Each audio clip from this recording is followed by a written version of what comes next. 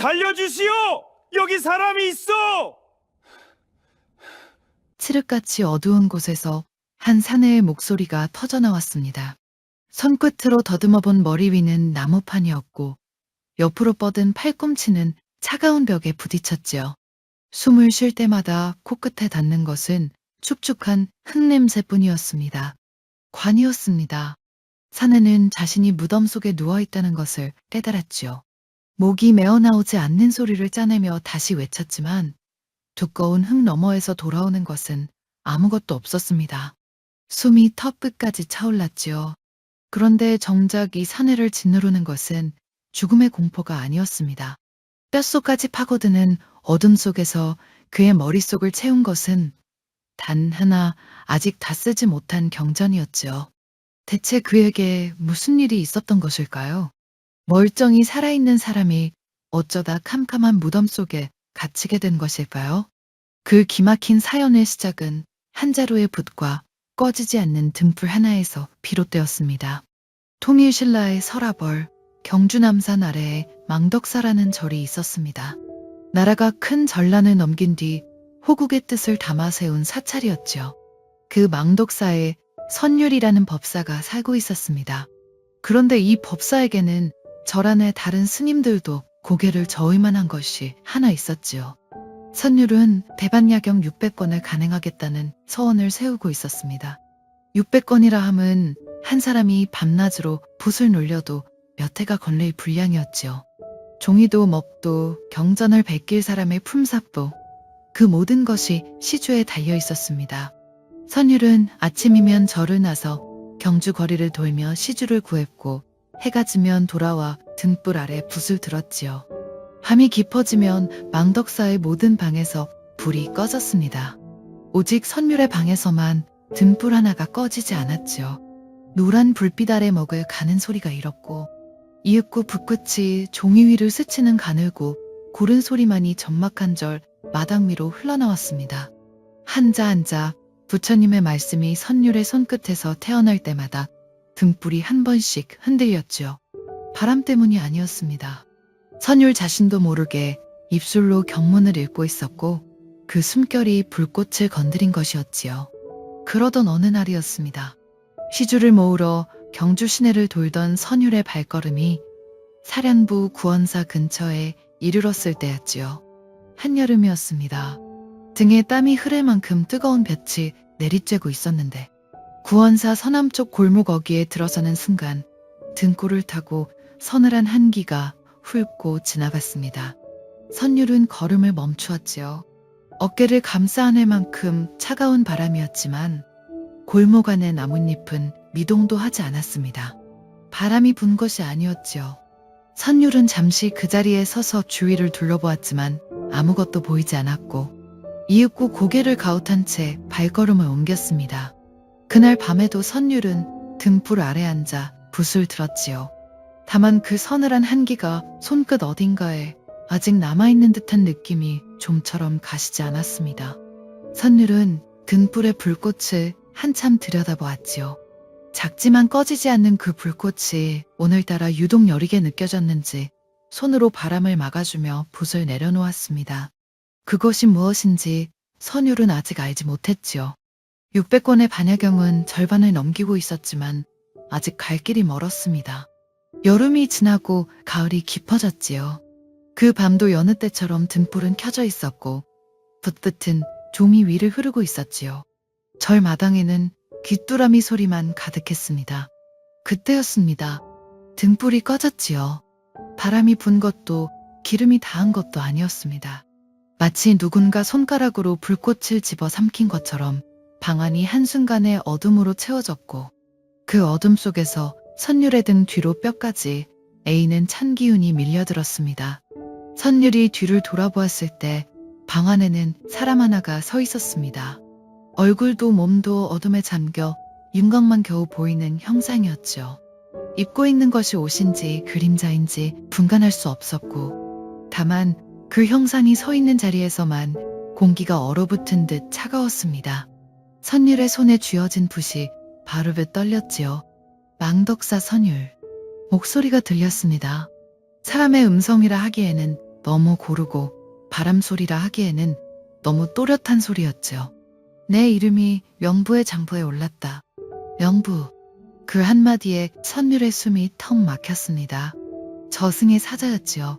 선율은 자신도 모르게 책상 위에 경전을 움켜쥐었습니다. 사자여, 잠시만 기다려주시오.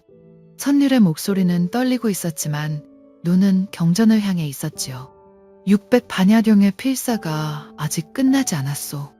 제발 이 불사만 마치게 해주시오. 방 안의 어둠이 잠시 출렁이는 듯했습니다. 그러나 사자는 고개를 젓지도 끄덕이지도 않았지요. 명부의 장부에 적힌 것은 사자인 내가 바꿀 수 있는 것이 아니다. 명사께서 직접 보실 것이니 가야 한다. 선율의 두 손에 힘이 들어갔습니다. 눈앞의 경전 위에는 조금 전까지 베끼고 있던 글씨가 있었고 마지막 글자의 먹이 아직 마르지 않은 채 젖어 있었지요. 선율은 그 경건을 천천히 말아 품 안에 안았습니다. 사자가 한 발짝 다가왔지요. 가지고 갈 수 없다. 경전은 내 것이 아니오. 선율이 고개를 들었습니다. 부처님의 말씀이요. 아직 세상에 나오지 못한 부처님의 말씀이란 말이오. 사자는 아무 말 없이 선율을 바라보았지요. 그 시선에 자비도 냉혹함도 없었습니다. 다만 정해진 일을 행하는 자의 고요함만이 있었지요. 선율의 두 팔에서 힘이 빠져나갔습니다. 경건이 품에서 미끄러져 바닥에 떨어졌고 말려있던 종이가 스르르 풀리며 선율이 써내려간 글씨들이 어두운 방바닥 위로 길게 펼쳐졌지요. 선율은 그 글씨들을 내려다보았습니다. 밤마다 등불 하나에 의지하여 한자 한자 새겨넣은 부처님의 말씀이었지요. 이제 이 방에는 그 글씨를 읽어줄 불빛조차 없었습니다. 사자가 선율의 앞에 섰지요. 그 순간 선율의 발이 바닥에서 떨어졌고 방의 벽과 천장이 물에 녹듯 사라져갔습니다. 등 뒤에서 마지막으로 느껴진 것은 망덕사 마당을 가득 채우고 있던 귀뚜라미 소리였지요. 그 소리마저 멀어지고 나자 선율의 주위에는 이승의 것이 아무것도 남아있지 않았습니다. 차갑고 깊은 어둠이 사방을 감쌌지요. 앞도 뒤도 위도 아래도 분간할 수 없는 그 어둠 속을 선율은 사자의 뒤를 따라 걸었습니다. 발밑에 땅이 있는 것인지조차 알 수 없었지만 한 발짝씩 내디딜 때마다 뼛속을 파고드는 냉기가 점점 짙어졌지요. 얼마나 걸었을까요? 어둠의 끝에서 빛 하나가 보이기 시작했습니다. 따뜻한 빛이 아니었지요. 쇠붙이처럼 차갑고 푸른 빛이 거대한 무늬 윤곽을 드러내고 있었습니다. 명부의 문이었죠. 그 문 너머에서 선율의 수명이 적힌 장부가 펼쳐질 것이었습니다. 문이 열렸습니다. 선율의 눈앞에 펼쳐진 것은 끝이 보이지 않는 넓은 관청이었지요. 바닥은 검은 돌이었고 기둥은 하늘까지 닿을 듯 높이 솟아 있었습니다. 기둥 사이사이로 푸른 불꽃이 흔들리고 있었는데 그 불은 밝히는 것이 아니라 오히려 어둠의 무게를 더하는 듯 했지요. 정면 높은 좌상에 한 분이 앉아 있었습니다. 명사, 곧 이 명부의 모든 훈련을 심판하는 이였지요. 얼굴은 사람의 것이되 눈빛은 사람의 것이 아니었습니다. 천년의 세월을 한꺼번에 들여다보는 것 같은 가늠할 수 없이 깊은 눈이었지요. 선율은 그 눈앞에 무릎을 꿇었습니다. 망덕사 법사 선율이라. 인간 세상에서 어떤 일을 하고 있었느냐? 명사의 음성은 넓은 관청 전체를 울렸지요. 대반야경 600건을 간행하는 불사를 행하고 있었나이다. 선율은 이마가 바닥에 닿도록 고개를 숙인 채 대답했습니다. 시주를 모아 경전을 베끼는 일이 거의 마무리에 이르렀사오나 마지막 몇 권을 남기고 이곳에 오게 되었나이다. 명사가 고개를 돌렸지요. 옆에 시립한 관리가 두 팔로 안고 있던 커다란 장부를 펼쳤습니다. 수영장 인간의 수년이 낱낱이 적혀있다는 그 장부였지요. 명사의 송추락이 장부 위를 미끄러지듯 훑더니 한 곳에서 멈추었습니다. 선율은 고개를 들 수 없었지요. 돌바닥의 차가움이 이마를 타고 온몸으로 스며드는 것이 느껴졌고 명사가 장부를 읽는 동안 관청 안의 공기가 한 겹 더 무거워지는 듯 했습니다. 긴 침묵이 흘렀지요. 수명이 다하였구나. 명사의 목소리가 내려왔습니다. 그 한마디에 선율의 어깨가 가라앉았지요. 허나 명사가 말을 이었습니다. 미완의 서원이 하나 남아있다. 그 순간 명사의 옆에 서 있던 관리 하나가 앞으로 나섰지요. 명사님, 한번 이 문을 넘어온 자를 되돌려보낸 일은 없었습니다. 잔부에 적힌 수명이 다했다면 그것이 곧 법이옵니다. 관리의 목소리에는 틀림없는 확신이 담겨 있었지요. 선율의 심장이 바닥으로 꺼지는 듯 했습니다. 그렇게 끝나는 것인가? 600권의 경전은 영영 세상에 나오지 못하는 것인가?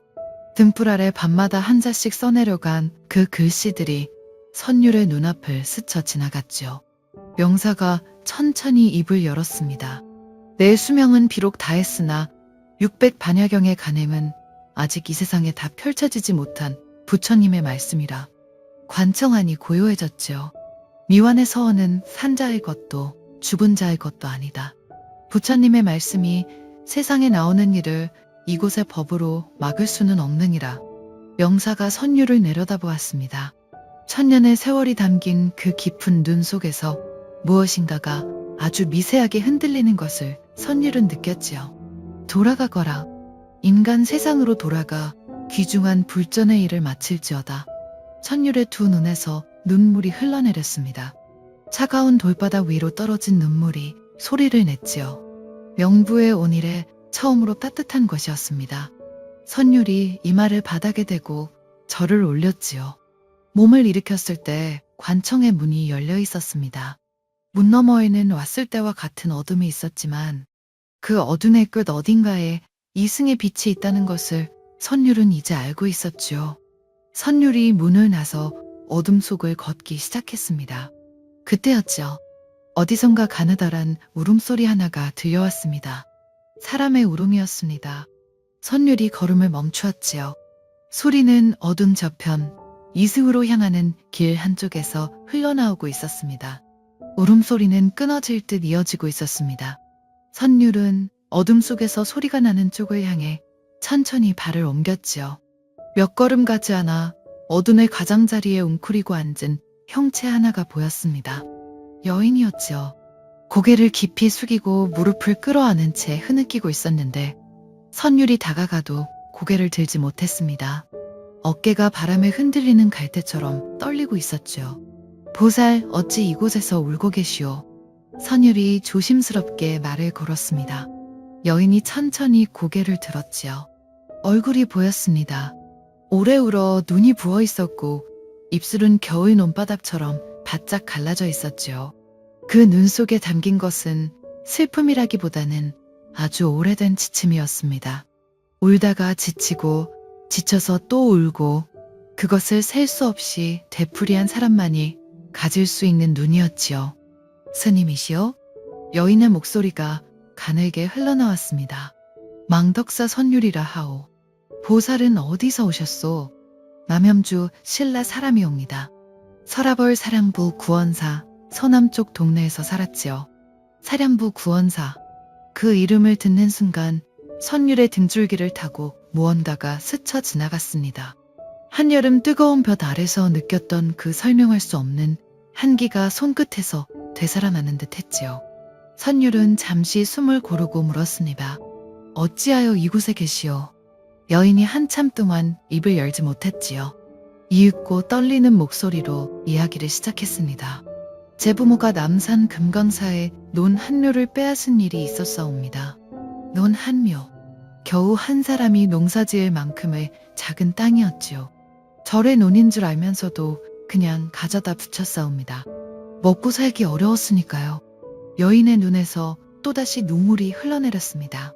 그런데 그 죄가 저에게까지 물렸사옵니다. 부모의 죄를 자식이 함께 진다는 것이지요. 제가 이곳에 잡혀온 것이 벌써 15해가 되었사옵니다. 15해. 선율은 그 시간의 무게를 가늠하려 했지만 할 수 없었지요. 이승에서의 15해도 긴 세월인데 이 차가운 어둠 속에서의 15해란 상상조차 되지 않는 것이었습니다. 법사님, 제발 부탁 하나만 들어주시옵소서. 여인이 선율을 향해 두 손을 모았지요. 이승에 돌아가시거든 저희 부모를 찾아가 금강사의 논을 당장 돌려주게 해주시옵소서. 그 작은 논 한 묘가 저를 15해째 이 어둠에 묶어두고 있사옵니다. 선율이 고개를 끄덕이자 여인이 이어서 말했습니다. 그리고 한 가지 더 있사옵니다. 제가 살던 집 침상 밑에 참기름을 묻어두었사옵니다. 그 기름으로 부처님 앞에 등불을 켜주시옵소서. 여인의 목소리가 잠시 떨렸지요. 이부자리 속에는 곱게 짠 배를 감추어 두었사옵니다.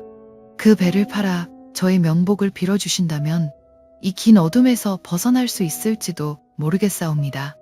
침상 밑에 참기름, 이부자리 속의 배, 누구에게도 말하지 못하고 숨겨둔 것들이었지요. 죽어서도 손에 닿지 않는 그것들을 15해 동안 떠올리며 이 여인은 울고 있었던 것입니다. 선율은 여인의 앞에 무릎을 꿇었지요. 반드시 그리하겠소. 여인의 눈에서 흐르던 눈물의 빛깔이 달라진 듯 했습니다. 절망의 눈물이 아니었지요. 선율의 두 눈을 한참 동안 들여다보던 여인이 깊이 고개를 숙였습니다. 선율이 몸을 일으켜 다시 이승을 향해 걸음을 옮기기 시작했을 때 등 뒤에서 여인의 목소리가 들려왔지요. 법사님, 꼭 기억해 주시옵소서. 선율은 뒤를 돌아보지 않았습니다. 돌아보면 발걸음이 멈출 것 같았기 때문이지요. 대신 고개만 가볍게 끄덕이고는 어둠 속을 걸었습니다. 한 걸음 또 한 걸음, 어둠이 조금씩 옅어지는 듯 했지요. 이승의 빛이 가까워지고 있다는 뜻이었습니다. 그런데 빛이 아니었습니다. 선율이 눈을 떴을 때 눈앞에 보이는 것은 여전히 오직 어둠뿐이었지요. 코끝에 닿는 것은 흙냄새였습니다. 명부의 어둠과는 달랐지요. 축축하고 퀴퀴한 이승의 흙냄새였습니다. 선율은 손을 들어 머리 위를 더듬었지요. 나무판이 손끝에 닿았습니다. 옆으로 팔을 뻗자 팔꿈치가 벽에 부딪혔지요. 관이었습니다. 살아 돌아왔다. 명사가 돌려보낸 것이 꿈이 아니었다. 선율의 심장이 빠르게 뛰기 시작했습니다. 하지만 기쁨은 오래가지 않았지요. 눈을 떠도 감아도 똑같은 어둠이었고 관 바깥에서 들려오는 소리는 아무것도 없었습니다. 여기 사람이 있어. 선율이 소리쳤지요. 목구멍이 바짝 말라 있었고 오랫동안 쓰지 않은 목에서 나온 소리는 자기 귀에도 갈라져 들렸습니다. 살려주시오, 망덕사 선율이요. 대답이 없었지요. 두 주먹으로 관 뚜껑을 두드렸습니다. 나무가 둔탁하게 울렸지만 그 위에 쌓인 흙의 두께를 생각하면 이 소리가 밖으로 나갈 수 있을지 알 수 없었지요. 선율은 쉬지 않고 두드리고 외쳤습니다. 목이 쉬어 소리가 나오지 않을 때까지 외치고 잠시 숨을 고른 뒤 다시 외쳤지요. 아무도 오지 않았습니다. 하루가 지난 것인지 반나절이 지난 것인지 알 수 없었지요. 관 속에는 시간을 알려주는 것이 아무것도 없었습니다. 빛도 소리도 온도의 변화조차 없느니 어둠 속에서 선율이 가늠할 수 있는 것은 오직 자신의 숨소리뿐이었지요. 두 번째 잠에서 깨어났을 때 공포가 찾아왔습니다.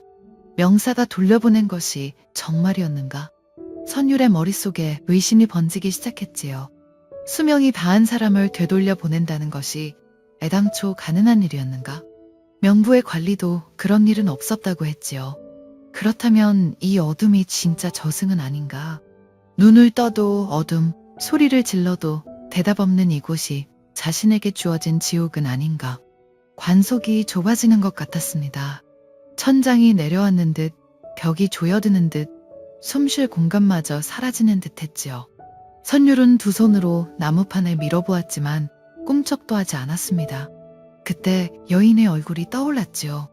겨울 논바닥처럼 갈라진 입술, 15해 동안 울다 지친 눈, 그리고 법사님, 꼭 기억해 주시옵소서라던 마지막 목소리. 선율은 어둠 속에서 눈을 감았습니다. 감아도 떠도 같은 어둠이었지만 눈을 감으니 여인의 얼굴이 더 또렷이 보였지요. 침상 밑에 참기름, 이부자리 속의 배, 금감사에 돌려주어야 할 논 한 묘. 이 약속을 지킬 사람은 이 세상에 자신 하나뿐이었습니다. 선율은 다시 주먹을 쥐었지요. 갈라진 목으로 소리를 짜내기 시작했습니다. 경전의 구절이었죠. 바냐바라닐다. 한 글자씩 입 밖으로 내보낼 때마다 목구멍에서 칼날이 긁히는 듯 했지만 선율은 멈추지 않았습니다.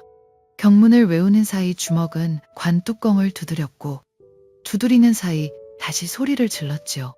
살려주시오. 달고 달아 실오라기만 남은 것 같은 목소리였습니다. 하지만 선율은 그 실오라기마저 놓을 수 없었지요. 놓는 순간 여인과의 약속도 600반야경도 등불 아래의 그 모든 밤들도 어둠 속으로 사라질 것이었습니다. 사의제였지요. 선율의 목에서 더 이상 소리다운 소리가 나오지 않았습니다.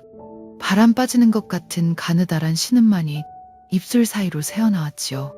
이것이 마지막이라는 것을 선율도 알고 있었습니다. 남은 힘을 전부 끌어모아 관뚜껑을 두드렸지요. 그때였습니다. 머리 위 흙 너머에서 무언가가 달라졌지요. 풀을 밟는 발소리 같기도 하고 짐승이 지나가는 소리 같기도 한 미세한 진동이 관뚜껑을 타고 전해져 왔습니다. 선율은 있는 힘을 다해 한 번 더 두드렸지요. 소가 울었습니다. 관 바깥에서 분명히 소의 울음소리가 들렸습니다. 그 뒤를 이어 사람의 발걸음 소리가 가까워지더니 멈추었지요. 목동이었습니다. 남산동 쪽 기슭의 무덤 앞에 사람들이 모여 있었습니다. 목동이 절에 달려가 알렸고 망덕사 승려들이 삽과 곡괭이를 들고 달려온 것이었지요. 흙을 파내고 관뚜껑에 못을 빼는 동안 사람들은 반신반의했습니다. 죽은 지 열흘이 넘은 사람이 살아있을 리가 없다고 생각한 것이지요. 관뚜껑이 열렸습니다. 눈부신 빛이 쏟아져 들어왔지요. 선율은 사흘 만에 처음으로 빛을 보았습니다. 너무 밝아 눈을 뜰 수 없었고 눈을 가린 채 내민 손을 누군가 잡아 끌어올렸지요. 흙냄새 대신 바람냄새가 코끝에 닿았습니다. 나뭇잎이 흔들리는 소리가 들렸고 어디선가 새가 울고 있었지요. 선율의 입술이 떨렸습니다. 울음이 아니었지요. 살아있다는 것을 온몸이 느끼고 있었고 그 느낌이 너무 커서 입술이 감당하지 못한 것이었습니다. 선율의 몸이 어떻게 되살아난 것인지 사람들은 믿을 수 없다는 눈으로 바라보았지요. 선율이 명부에서 있었던 일을 이야기하자 어떤 이는 놀랐고 어떤 이는 고개를 저었습니다. 하지만 선율에게 사람들의 믿음은 중요하지 않았지요. 해야 할 일이 있었습니다. 열흘 넘게 관 속에 누워있던 몸은 성한 곳이 없었지요. 다리가 풀려 제대로 서지 못하는 선율을 동료 스님이 부축해야 했지만 선율은 며칠을 채 쉬지 않고 자리에서 일어났습니다. 몸을 추스른 선율이 가장 먼저 향한 곳은 사량부 구원사 서남쪽 동네였습니다. 시주를 모으러 경주를 돌던 날 한여름에 한기를 느꼈던 바로 그 골목이었지요. 선율은 골목 안으로 들어서며 주위를 살폈습니다. 한기는 더 이상 느껴지지 않았지요. 다만 그 자리에 남아있는 것은 오래된 집 한 채의 흔적뿐이었습니다. 이웃 사람에게 물어 여인의 부모를 찾았지요. 딸이 죽은 지가 벌써 15년이요. 노인이 된 아비가 힘없이 말했습니다. 그 아이가 명부에서 법사님을 만났단 말이요? 어미는 말을 잇지 못하고 고개를 떨구었지요. 선율은 여인의 부탁을 전했습니다. 금당사의 논을 돌려주어야 한다고, 그래야 딸이 고통에서 벗어날 수 있다고 말했지요. 이 부부는 한동안 아무 말도 하지 못했습니다. 겨우 한 묘의 논이었지요. 전하드채. 먹고 살기 어려워 가져다 붙인 작은 논 한 묘가 죽은 딸의 등에 15회의 짐이 되어 있었던 것입니다. 논은 곧바로 금강사에 돌아갔지요. 그 다음 선율은 여인이 말한 것들을 찾으러 갔습니다. 여인이 살던 집에 침상 및 바닥을 파자 참기름이 담긴 그릇이 나왔지요. 오래되어 흙이 묻어 있었지만 뚜껑을 열자 기름은 아직 맑았습니다. 이부자리를 뜯어보자 안감 사이에 곱게 짠 배가 접혀 있었지요. 여인이 저승에서 말한 그대로였습니다. 선율은 그 참기름을 가지고 절로 돌아왔지요. 부처님 앞에 등잔을 놓고 기름을 부은 뒤 심지에 불을 붙였습니다. 작은 불꽃이 피어올랐지요. 등불 아래 밤마다 경전을 베끼던 그 불꽃과 같은 빛이었지만 이 불꽃에는 다른 것이 담겨 있었습니다. 15해 동안 어둠 속에서 이 불꽃 하나를 기다린 사람이 있었다는 것, 그리고 무덤 속 사흘을 버텨낸 사람이 그 약속을 지켜 여기까지 왔다는 것이지요. 선율은 배를 팔아 경전 필사 비용으로 사용하였고 여인의 명복을 정성껏 빌었습니다. 며칠이 지난 어느 새벽이었죠. 선율이 불전 앞에서 경을 읽고 있을 때 등불의 불꽃이 한번 크게 흔들렸습니다. 바람이 분 것이 아니었지요. 선율이 고개를 들었을 때 눈앞에 여인이 서 있었습니다. 면부에서 보았던 그 부어오른 눈, 갈라진 입술이 아니었지요. 고요하고 편안한 얼굴이었습니다. 법사님의 은혜를 입어 고뇌를 벗어났사옵니다. 여인이 두 손을 모아 절을 올렸지요. 선율이 합장을 하는 사이 여인의 모습은 등불의 빛 속으로 녹아들 듯 사라져갔습니다. 여인이 서 있던 자리에는 아무것도 남아있지 않았지요. 다만 등불의 불꽃이 아까보다 조금 더 밝게, 조금 더 고요하게 타오르고 있었습니다. 선율은 한참 동안 그 불꽃을 바라보았지요. 사량부의 한기가, 명부의 어둠이, 무덤 속의 사흘이, 그 모든 것이 이 한순간을 위한 것이었는지도 모르겠다는 생각이 들었습니다. 선율은 자리에서 일어나 책상 앞에 앉았지요. 먹을 갈고 붓을 들었습니다. 아직 다 쓰지 못한 경전이 남아있었지요. 선율이 저승에서 돌아왔다는 소문은 경주 전체로 퍼졌습니다. 죽은 지 열흘이 넘어 무덤에 묻힌 사람이 살아 돌아왔다는 이야기만으로도 놀라운 일이었지요. 그런데 사람들의 마음을 더 깊이 건드린 것은 따로 있었습니다. 저승에서 만난 여인의 부탁을 잊지 않고 찾아가 약속을 지켰다는 것, 겨우 논한묘의 죄가 15대의 고통이 되었다는 것, 침상 밑에 참기름 한 그릇으로 켠 등불이 한 영혼을 구원했다는 것이었지요. 사람들이 하나 둘 망덕사를 찾아오기 시작했습니다. 법사님, 제가 보시하겠습니다. 어떤 이는 쌀을 가져왔고 어떤 이는 종이를, 어떤 이는 먹을 가져왔지요. 넉넉하지 않은 살림에서 한 움큼씩 더러운 것들이었습니다. 경전필사의 보탈 품삯을 내는 이도 있었고 직접 붓을 들겠다며 찾아오는 이도 있었지요. 선율이 혼자서 등불 아래 써내려가던 경전이 이제는 여러 사람의 손끝에서 태어나기 시작했습니다. 한자 한자 부처님의 말씀이 종이 위에 내려앉을 때마다 그것은 선율 한 사람의 서원이 아니라 경주 사람들 모두의 서원이 되어가고 있었지요. 얼마 뒤 대반야경 600권이 완성되었습니다. 선율이 첫 서원을 세운 날부터 무덤 속의 사흘을 거쳐 이날까지 그 긴 시간 동안 꺼지지 않았던 것은 등불만이 아니었지요.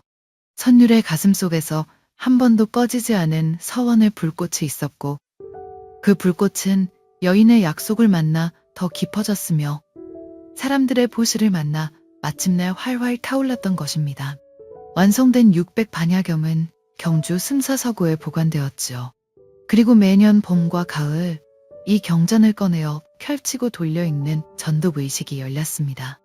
나라의 재앙이 물러가기를 비는 호국의 기도였지요. 경전이 펼쳐질 때마다 그 자리에는 반드시 등불이 켜졌습니다.